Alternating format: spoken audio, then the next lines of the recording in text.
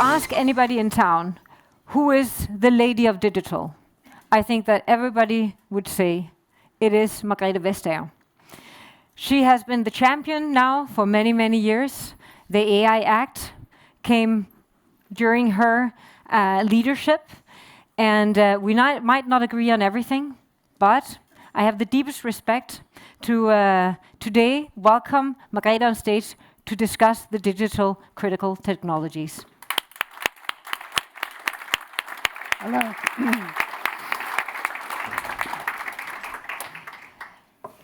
So, a lot of years in Brussels, and a lot of fantastic things done.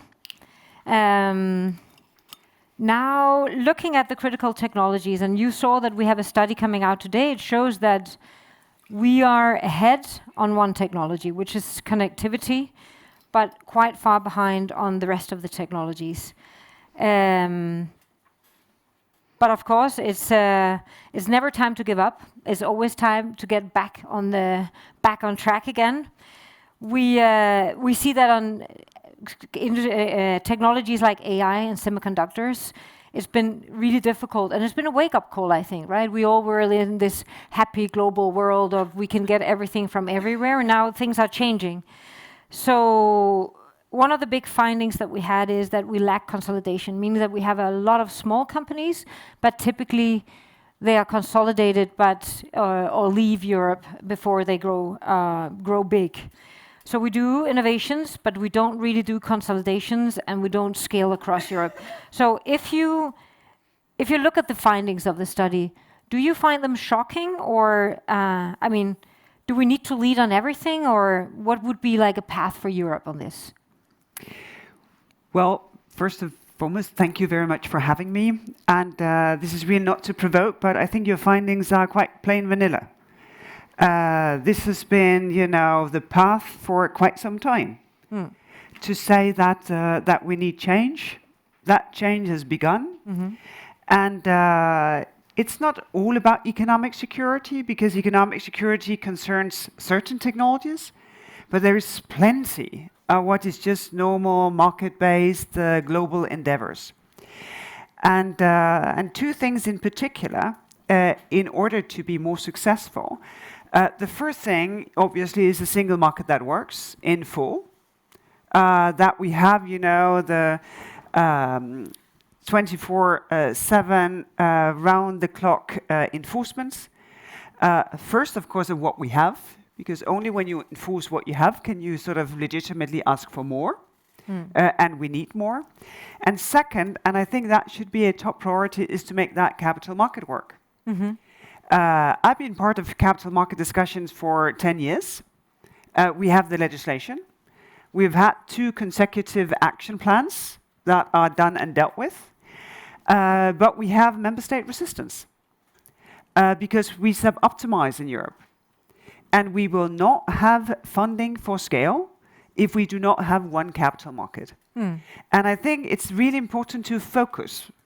So basically, one should not be allowed to say competitiveness before we had fixed that capital market.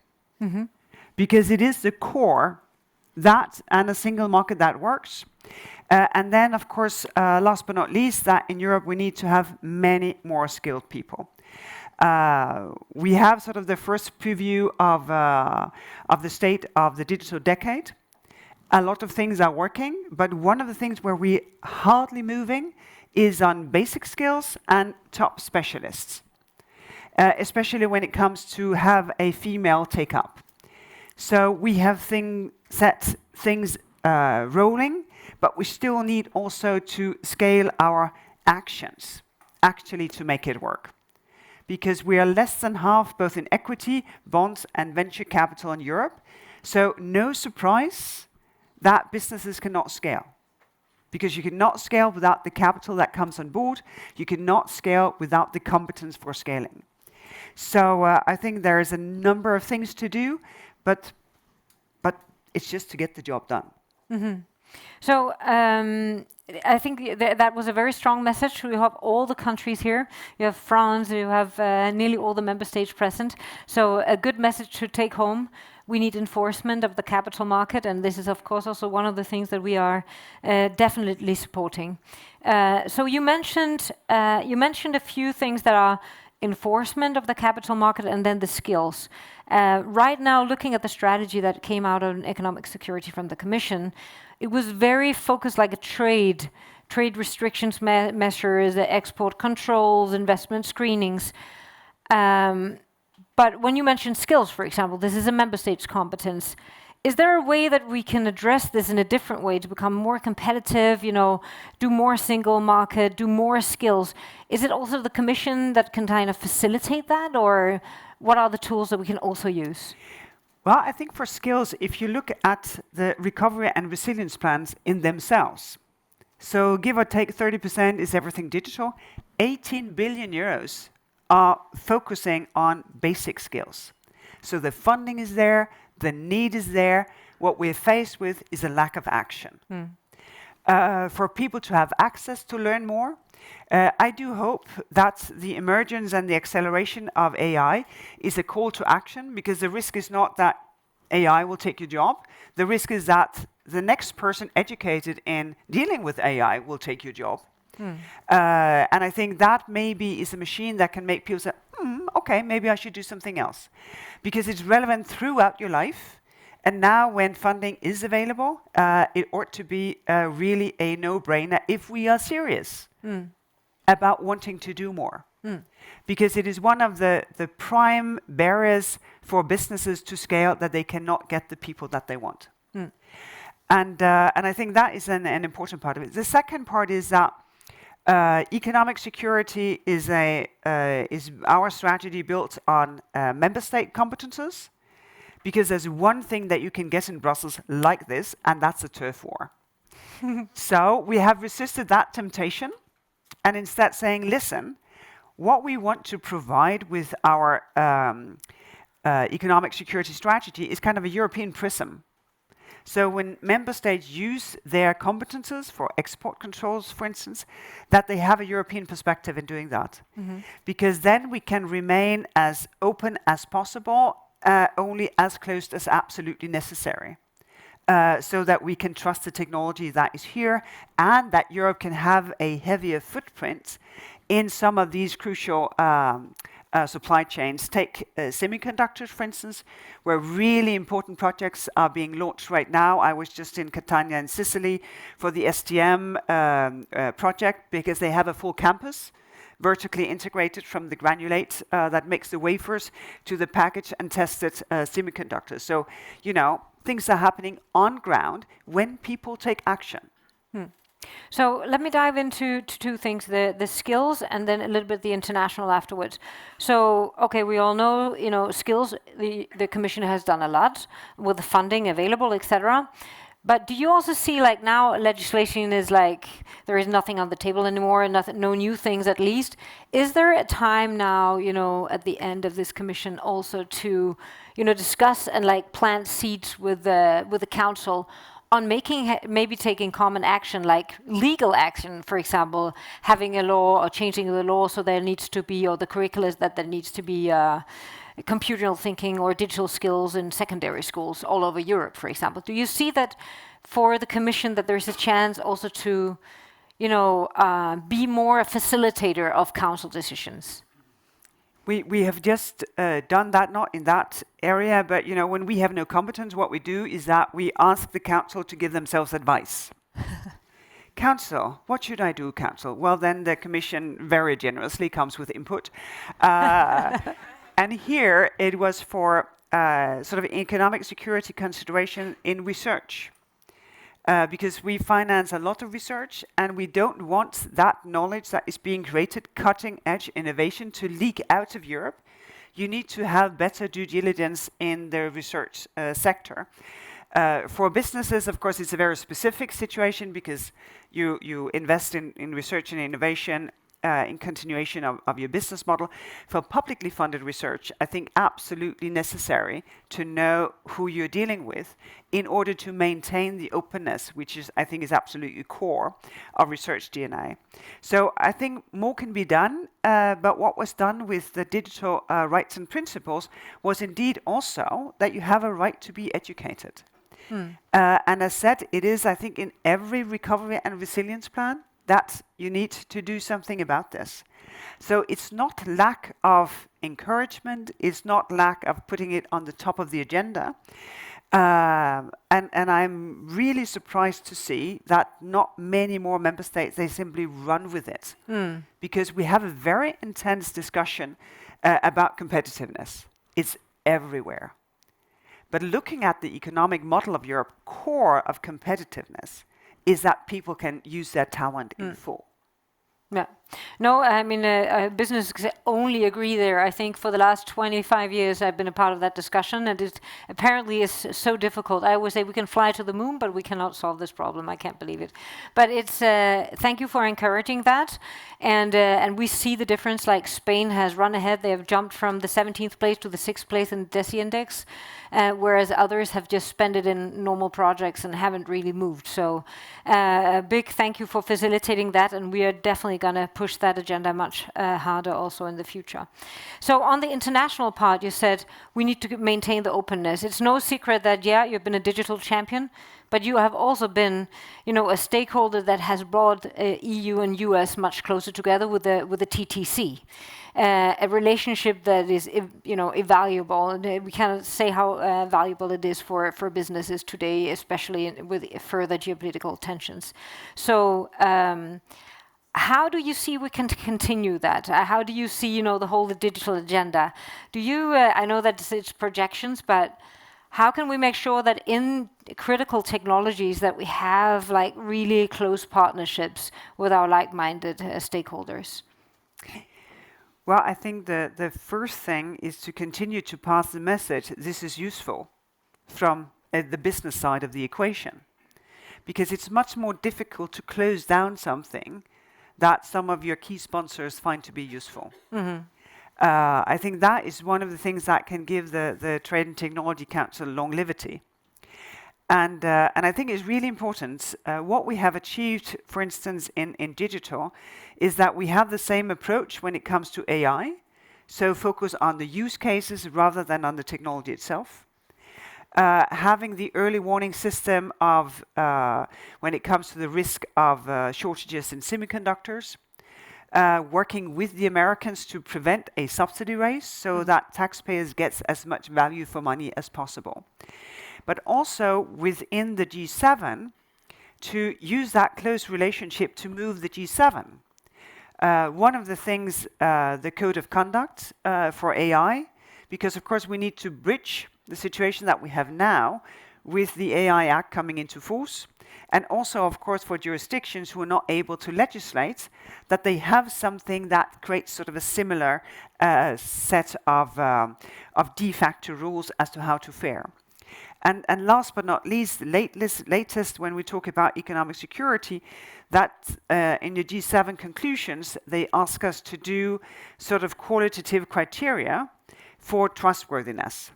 Because the problem, if you want to be able to trust technology, but you're confined to the single market, is that the price tag may be tad challenging.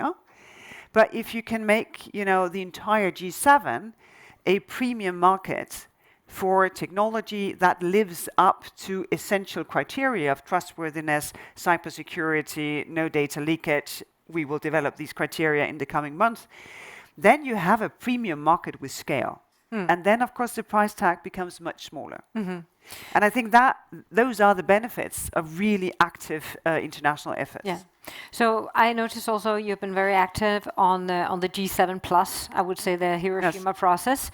And AI and now even cyber has been a part of that agenda. You'll find many people here who has been active on exactly that agenda, and we have founded the Tech 7 to support it. Do you see that there will be kind of a common label or something developed that will be like an international trademark, that where we have the common grounds that businesses can use in the future? I think that should be the ambition.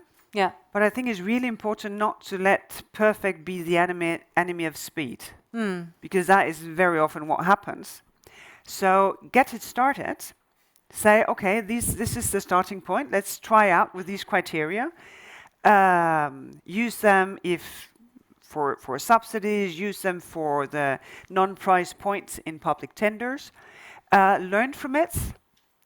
When we have the first experience, evaluate, see other things that we want to correct. And then, of course, learn from one another, because we have different systems, so we'll also use criteria in a different way. And I think with some iterations, eventually we could get to such a label to say, well, these are the criteria. If you live up to that, you're good to go. This is the market where people trust what you deliver. Yeah. So you spoke about a bit about skills and the ability to scale. In the report, you will see that one of the biggest problems identified from companies is the scale. Any kind of them, the companies that we have are typically small fish, and small fish tends to be either eaten by bigger fish or grow bigger somewhere else. So how can we address this problem of consolidation and scale? Looking at competition law, which you, of course, are a specialist in, do we now, if you ask digital businesses, they say, but I'm global, I'm born global. Digital wins with scale, I need to scale, so I'm born global. So do you think that in Europe we need to start adjusting our definition of what is a scalable company, and can we consolidate more within the technology sectors? Well, I think that very much depends on what you mean by technology sectors and what market they're in. Because you may have a global mentality, but you may not be in the global market. These are two very different things. Because our test, when we look at a merger, is there somewhere else your customer can turn to if you limit choice, you don't want to innovate anymore, and you have higher prices? Can they turn to someone else? As long as they can turn to someone else, the market is expanding. But if you can capture them so that they will have to eat it when you stop investing in innovation, if you have higher prices, if you limit the choice, then of course you have a problem. Because the problem is not competition law. The problem is if you don't want to be challenged. If your wishful thinking is that, oh my God, if I could only have my own monopoly,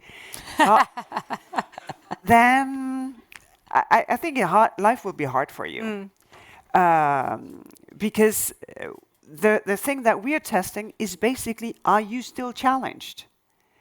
And soon we have the Euro tournament right now. We'll soon have the Olympics. No athlete will succeed if they have been cushioned at home. If you want to run a marathon, you need to be able to run a marathon. It cannot be that I have carried you all the way. Then you will not be able to run a marathon. And I think that is the fundamental here, that you need to say, okay, yes, I can scale, but I will still be challenged in the market that I'm in. And of course, my wish is that market would at least be the single market. And this is why enforcement of the single market and developing new single markets ought to be top priority for the next Commission. In asset, capital, the most obvious one. But second, also in telco, we have 27 telco markets, which is unsustainable if one wants to scale. So there are a number of things that could be done. Thank you so much. Now, turning a little bit to your amazing career, going back on memory lane. What are the things, when you look back, what are the things that you're most proud about? And let's start with that one. What's the thing you think, I really made it, I'm really proud of this? But usually I don't know yet because the courts are not done. Yeah. And I have won cases and I have lost cases because no, we have won cases. I have lost cases. That's usually how that works.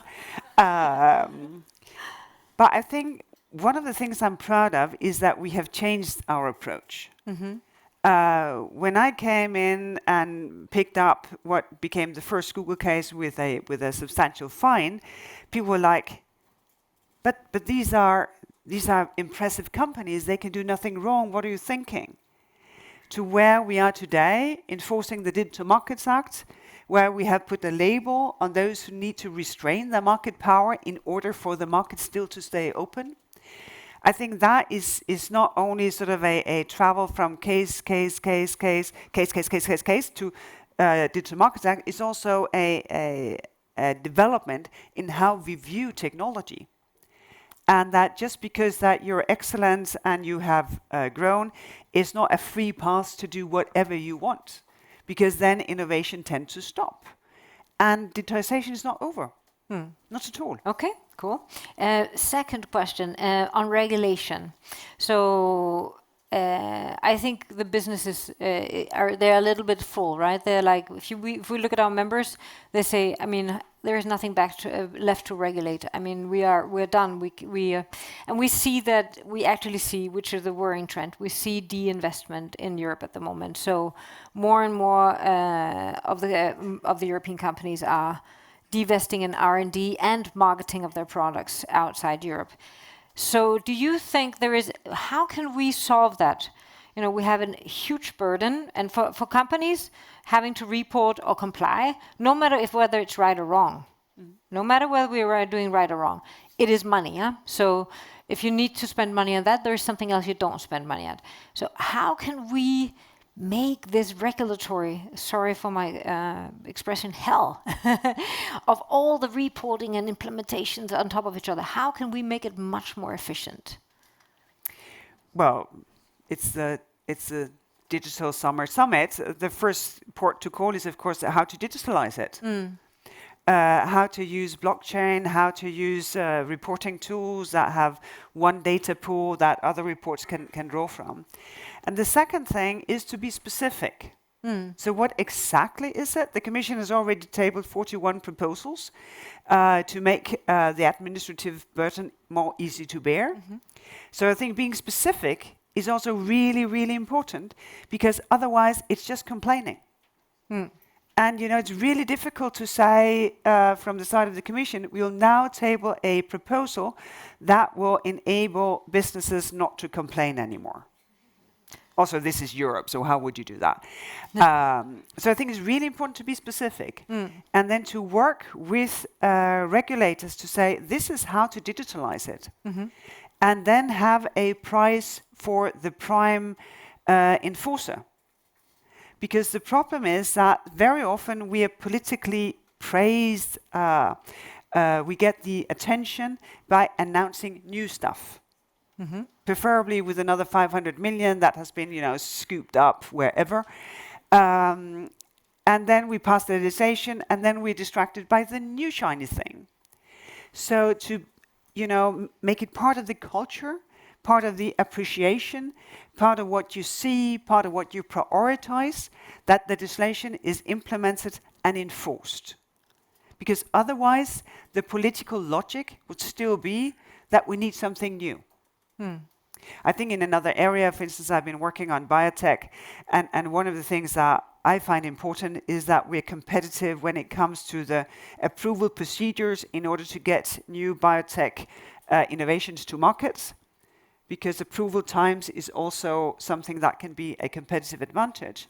That will take another legislative proposal. I think most people would think this is a good idea. So don't let it be a war against legislative proposals, because some of them may be very needed. But make it a priority also for you as an association, for all those who are represented here, to see and appreciate when things are implemented and enforced in the proper way. And of course, in every member state, warn that when a directive is implemented, that we do not get 27 variations of the same rule. Because that happens very often. Then somebody, oh, but it would suit me very well if you just tweak that a bit. And what needs to resist that temptation? Yeah. So we totally agree with you. I can tell you that next week, the whole staff is going on a 2-day staff away, and we're going to go through all the legislative proposals to see how can we make it smarter, what do we need to change, is there something that we need to add to basically change this, and also looking at the reporting burden to be very concrete and able to propose something to the Commission. So I'm going to ask you one last question. If there is anything you should have done differently, what would that be? I should have been bolder. Because, and it's that, with an afterthought, because you can only change things when the zeitgeist is also changing. Good legislation is sort of 80% known stuff and 20% to give a direction. Because then it's also easier to implement because you work with the changes that are coming already, but you give a direction by shaping what is the direction of travel, so the remaining 20%. So maybe it wouldn't have been possible to be faster, but I think one of the main challenges in Europe is a combination of are we working together? We've shown the last 5 years what amazing things we can do when we work together. Think of the vaccine strategy, the energy crisis, helping out in Ukraine. Second thing is self-esteem. Europe very often saying, no, probably not, we're not that good. No, let's analyze. Let's have a cozy moment where we celebrate how bad things can be. We need to be a bit more assertive, a bit more out there. We have so many things to be proud of.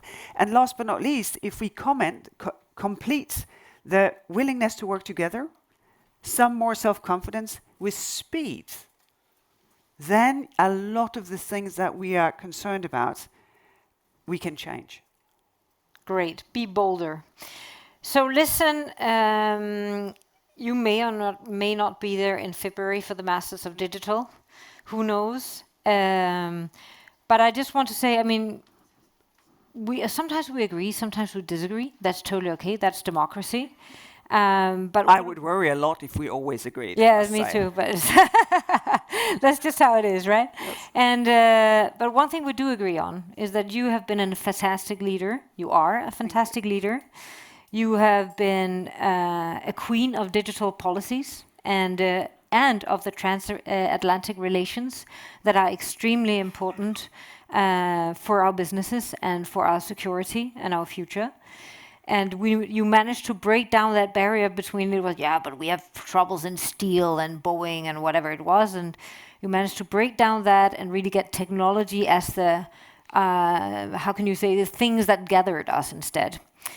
And therefore, because we don't know if you're there in February, because this is normally where we hand out our award for digital masters, the Masters of Digital, I would like to announce that you are hereby joining the long row of award winners. So the Ukrainian Digital Minister, Ursula von der Leyen, Roberto Viola, and Nadia Calvino. And with that, I would like to give you the prize of being a Master of Digital. Nice. Thank you.